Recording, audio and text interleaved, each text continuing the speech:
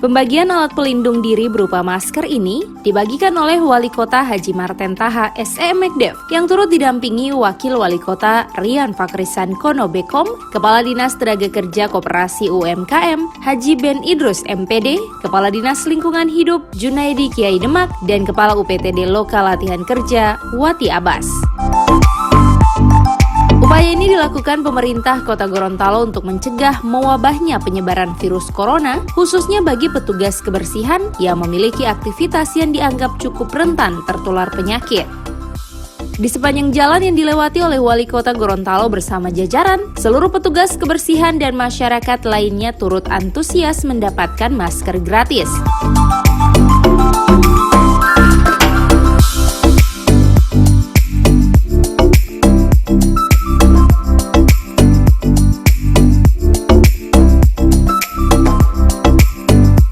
Untuk pembagian masker gratis ini, pemerintah Kota Gorontalo melalui UPTD Lokal Latihan Kerja memproduksi sebanyak 2.000 masker dari peserta yang mengikuti pelatihan dan 400 masker lainnya dibagikan kepada petugas kebersihan.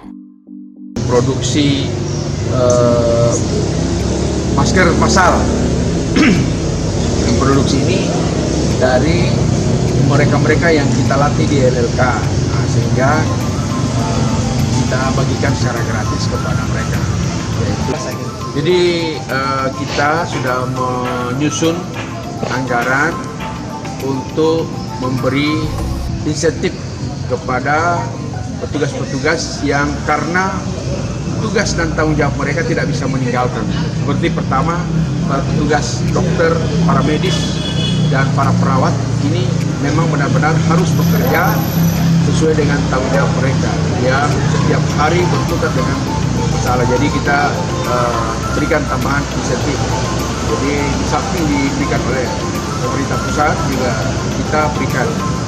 Kemudian juga nasional. Bahkan ada beberapa daerah yang sudah melakukan secara lokal. Saya kira ini karena lockdown ini sifatnya nasional dan Presiden sudah menyatakan bahwa lockdown adalah kebijakan pusat. Kita kebijakan-kebijakan yang kita bisa lakukan pertama dengan cara social distancing.